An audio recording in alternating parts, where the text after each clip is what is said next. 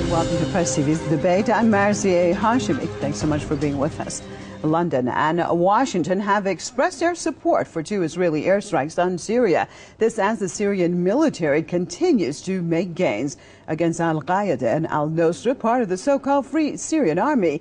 How are the dynamics of this war changing as now even Egypt and the Arab League have condemned the Israeli attack, the same attacks that the United States and the United Kingdom is supporting? Stay with us on this debate as we take a look at the new situation in Syria. The aftermath of Sunday's Israeli air and missile strikes against Syria.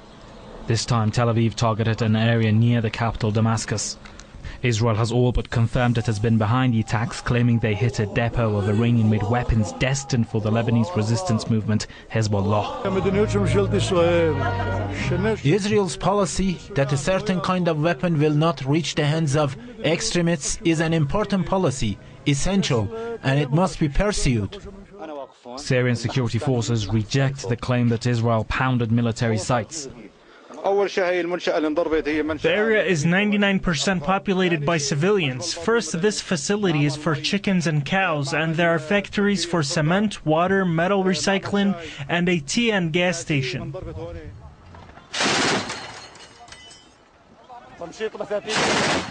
As the Israeli air and missile strikes are in the spotlight, fighting is raging on between Syrian forces and foreign-backed insurgents across the country.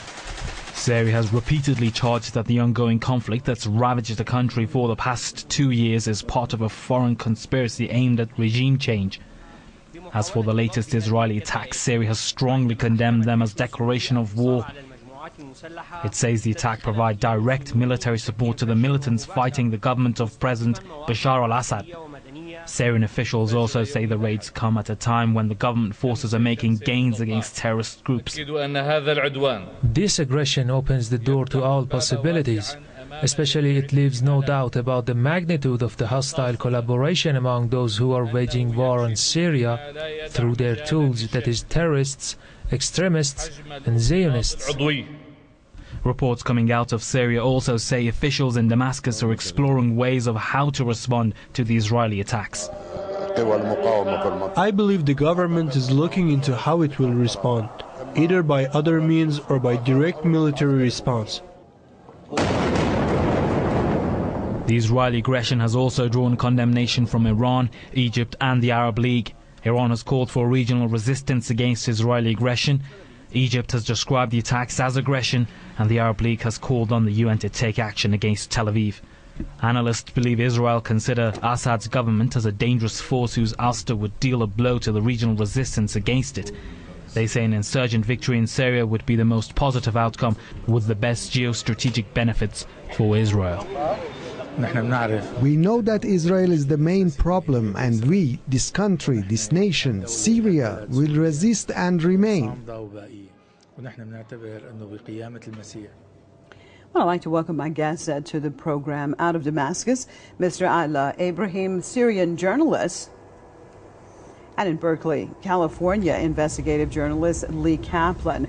Welcome to the program, both of you. I'd like to start off in Damascus with Mr. Ibrahim. Let's look at the timing of these attacks. Why do you think that Israel has attacked Syria, and why now? Well, I think this falls in the same context with the repeated attacks carried out by rebels against the Syrian aerial defenses in the past year. They have attacked more than 1 battalion, more than 1 aerial defense bases in a systematic effort to undermine the capabilities of Syria to protect its airspace.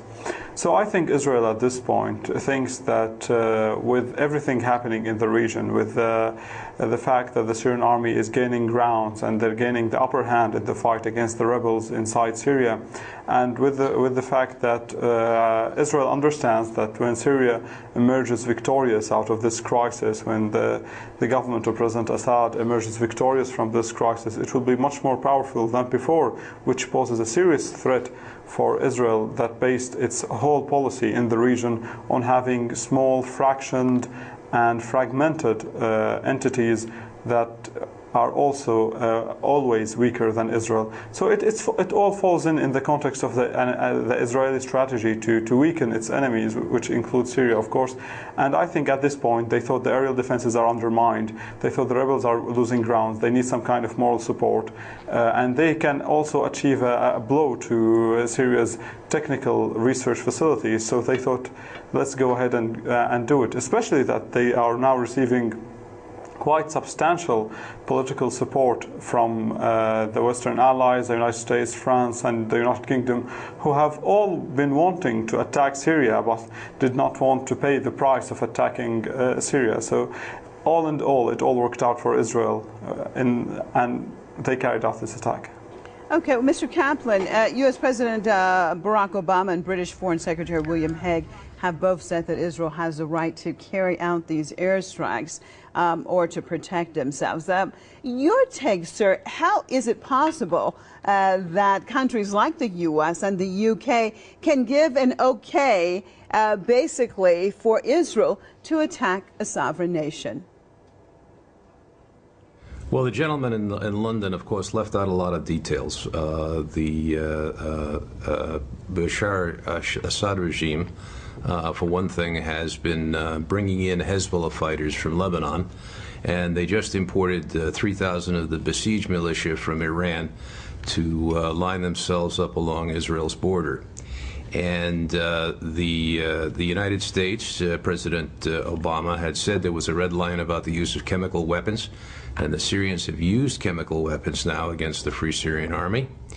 The fact is, the Israelis can see that the Iranians were attempting to import all sorts of dangerous missiles to the Hezbollah forces in Syria, which would not only create a situation for Israel on its northern border with Lebanon, but also on its border with Syria, where they could fire missiles into Tel Aviv. And the use of chemical weapons, the use of creating a missile stockpile, this is Iran using Hezbollah and Syria, as it always has, as a proxy against Israel and also against the West. So you're saying that Damascus has used the chemical weapons, sir?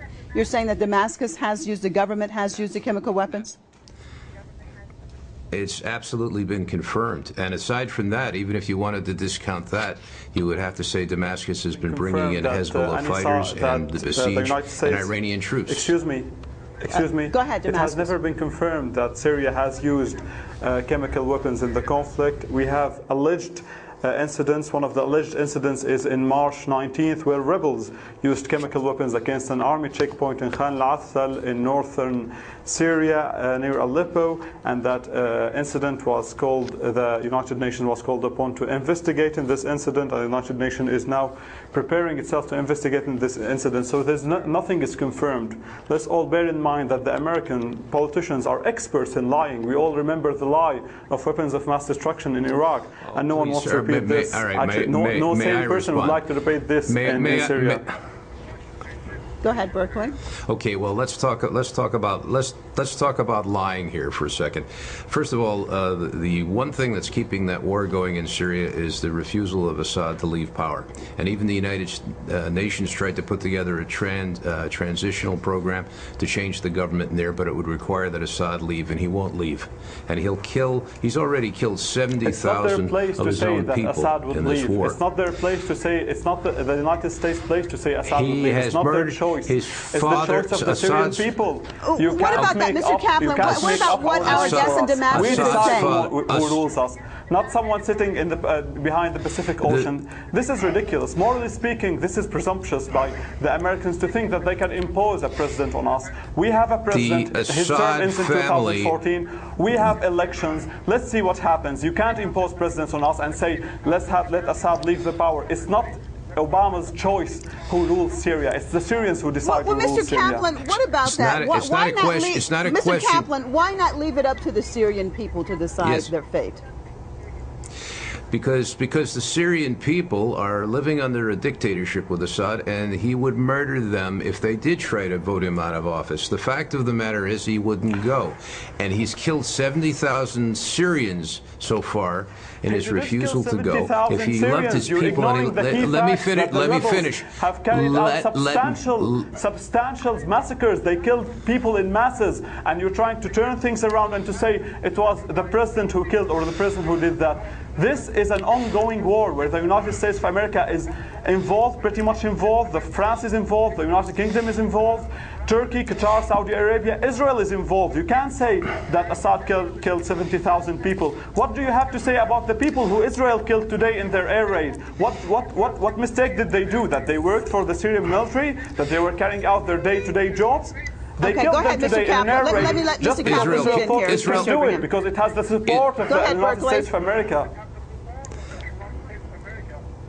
Israel killed 300 of the 501st Division of the Syrian Army, which handles chemical weapons disbursement in the Syrian Army. That's who they killed. The 1st Division of the Syrian Army is an armored division. Don't say things let me finish. The 1st Division of the Syrian Army is an armored division. The Assad regime going back to his father. Even whatever the Syrian Army formations are doing, it's not Israel's right to carry out any acts of killing against Syrian soldiers. Okay, go ahead, bear in mind, Israel is known for killing civilians. It's killed over 1,000 in Lebanon, over 1,000 in Gaza, and for what? Just for hegemony, just to prove it has power and leverage over other people. So don't come lecture at us to say who killing innocents. It's Israel who's killing innocents.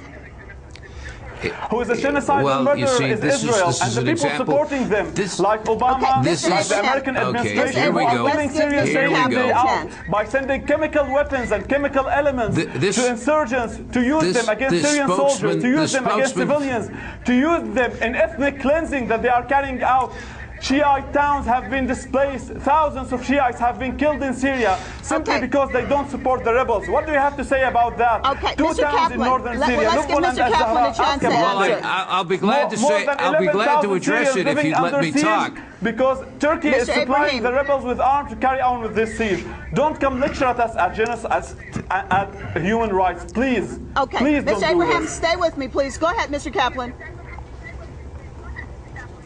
Okay, well, number one, let me point out something. His tirades there are an example of what goes on in a dictatorship. The other side isn't allowed to speak. Now, let me say this. The Assad regime, and it's going back to his father also, who murdered 30,000 Syrians in Hama who were in opposition to him. And he's killed, as I said, 70,000 in Syria. And one of the things that was fascinating to me is when we started this broadcast, somebody said that Israel was allied with Al-Qaeda, which is... You're interrupting me again. You're interrupting me again. I'm sorry. I'm sorry. You can't interrupt me. Just give him a chance to talk. Give him a chance to finish, and I'll give you a chance to respond. Go ahead, Mr. Kaplan. I will interrupt you. All right, you go ahead, can't Mr. accuse us Kaplan. of being genocidal maniacs, but just because you like it, and then you think you can get away with it. Me because he does not. He will interrupt me because he doesn't want the truth about this. The fact is that the Assad regime has been bringing in forces from Hezbollah. Because you're misinformed and you're doing it again. Okay, we're going to take a break from both of you. I want to turn everyone, both of you, hold off for a second. Let me switch off. Everyone calm down. Let's look at our Facebook comments and then we'll be right back.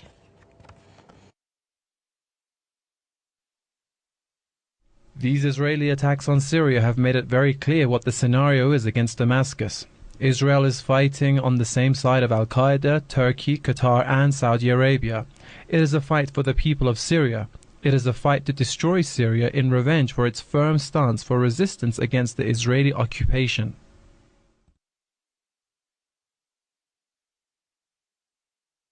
I wonder what the Arab League response will be. Will they decide to send arms to Syria to help the Syrian government against Israel? Where are the clerics who issued fatwas for jihad against the Syrian government? Have they issued any fatwa against Israel?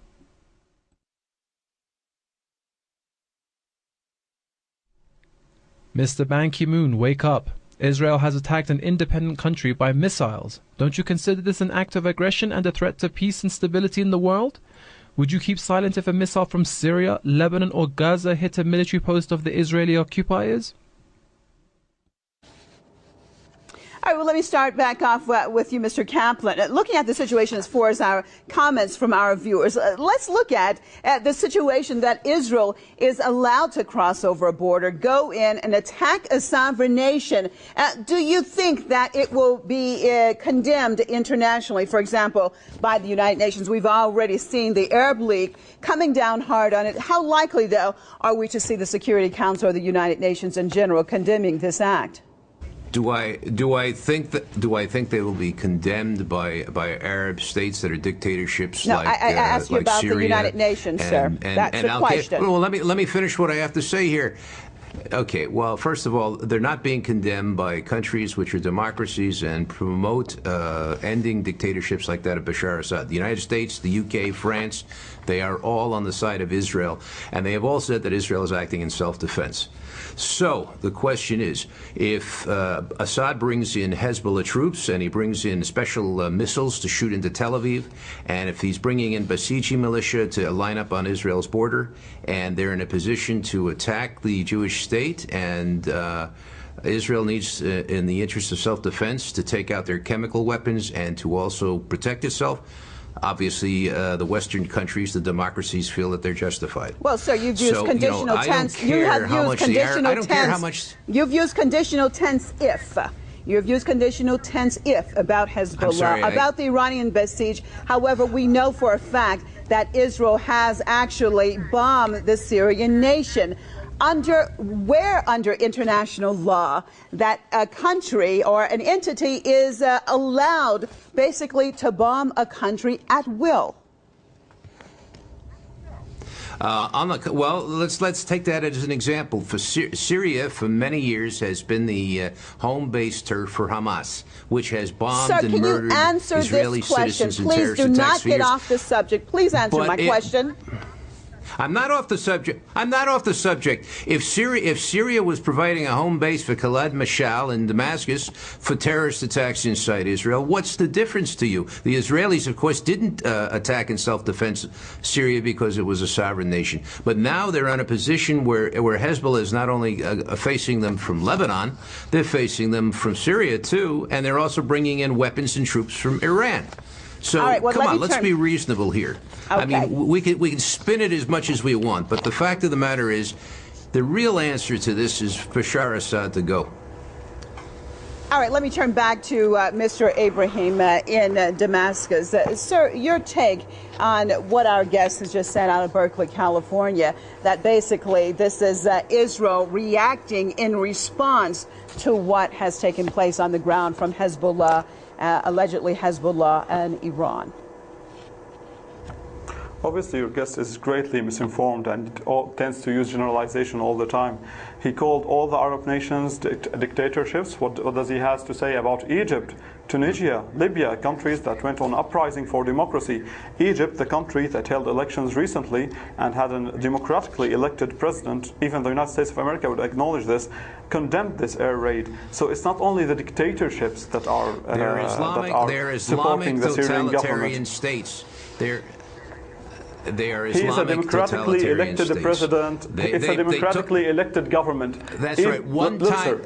I'll tell you something. Generalization is not true. You can't generalize this and call all the Arab nations dictatorships. This is not very respectful to the Arab nations, because not all Arabs live under dictatorships, and this is not very decent, not very true. Okay, go ahead, Mr. Abraham, please. Let's stay on track. Please stay on the subject. Go ahead, continue with what you were saying. I would dare you to tell the truth for once in your life. Obviously, you have absolutely no idea what you're talking about. I would like to see. Mr. Abraham, I want your comment on my question. I think you live in your own la-la land. Anyway, this is not the subject. This is a violation of international law. No matter how much you try to spin it, this is a violation of international law. Neither Israel, nor the United States of America, nor the United Kingdom, nor France, nor any other country on the face of earth has the right to intervene in the internal affairs of any other sovereign nation. The United Nations Charter said this very openly. So no country has the right to intervene in other countries. If they have a problem with Assad, as you say, why are they bombing the Syrian army? Well, I want to look at the alliance. I want to look at the alliance right now that we have. Please, Mr. Abraham and Mr. Gaba, I want to look at the alliance. Mr. Abraham, stay with me. The alliance right now with Al-Qaeda and Israel. Exactly what does this mean? Your take first, Mr. Abraham, and then I'll give you a chance, Mr. Kaplan. Can you come again? Can you come again? The alliance now between Al-Qaeda, Al-Nusra Front, and Israel. This is not a new alignment. This is not a new alliance, excuse me, between Al-Qaeda and radical Islamic movements and Israel. After all, radical religious movements explain and justify each other. Let's bear in mind that in Afghanistan, when the United States of America decided to support the Mujahideen against the Soviet Union, they turned to Israel to buy weapons from and supply them to the Mujahideen, who in turn became Al-Qaeda and bombed the United States in 9/11. They're doing the same scenario here. They think they can exploit those radical Islamic forces and then get rid of them when things are over. But this is not the case. This won't happen here. Syria is a secular country. These Islamic forces don't stand a chance in this country. Every Syrian will tell you that we will fight radical Islamic tendencies with all what we have, whether we are with or against this government. Okay. And this is something that I think we should all understand. This is not a new alignment. For all its life, right, Israel has been aligned with many terrorist organizations. Yes, go ahead. Let me let Mr. Kaplan in on this. Go ahead, Mr. Kaplan, your take. There is no alliance between Al-Qaeda and Israel. The Free Syrian Army that's fighting does have some Al-Qaeda factions. However, the majority of the Free Syrian Army is trying to separate itself from Al-Qaeda. As far as Al-Qaeda goes, Al-Qaeda, of course, was allied and is allied with Hamas. It was founded by a Palestinian, actually, Abdullah Azzam, and they had their headquarters in Syria for all the years, and the Syrians were helping Hamas and Al-Qaeda against Israel.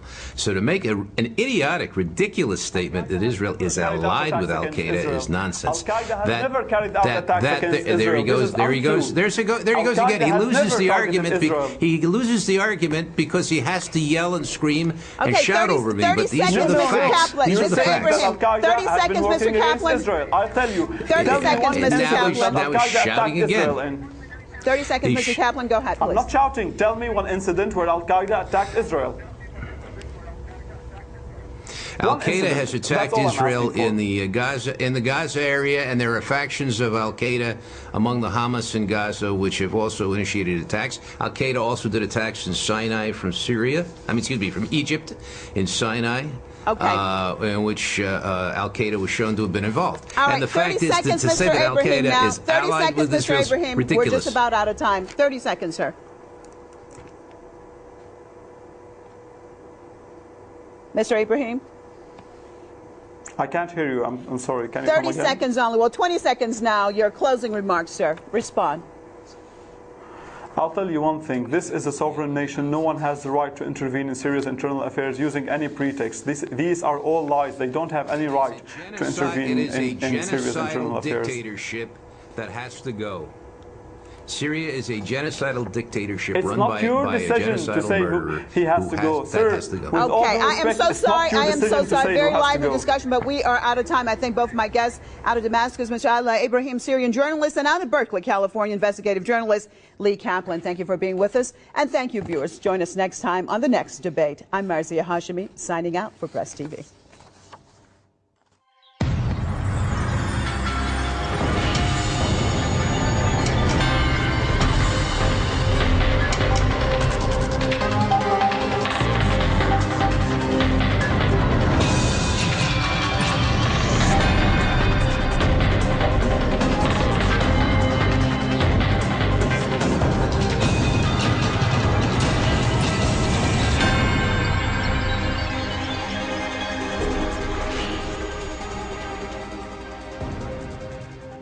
Are factories for cement, water, metal recycling, and a tea and gas station.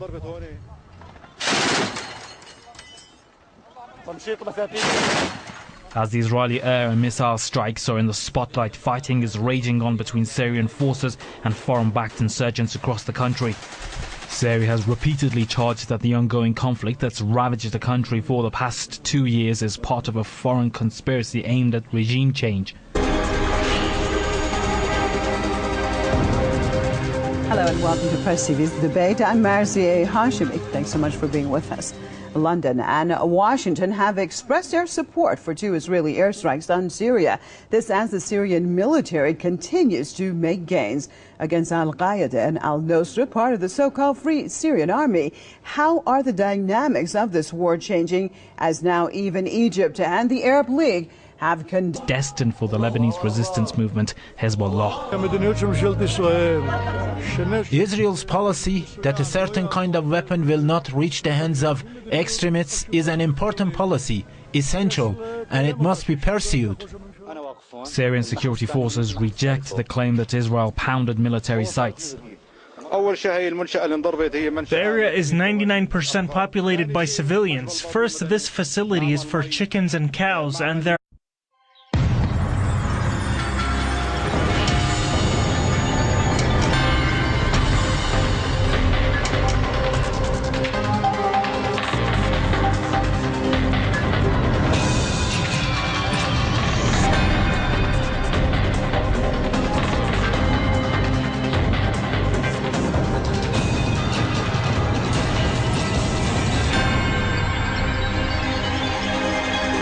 the Israeli attack, the same attacks that the United States and the United Kingdom is supporting. Stay with us on this debate as we take a look at the new situation in Syria.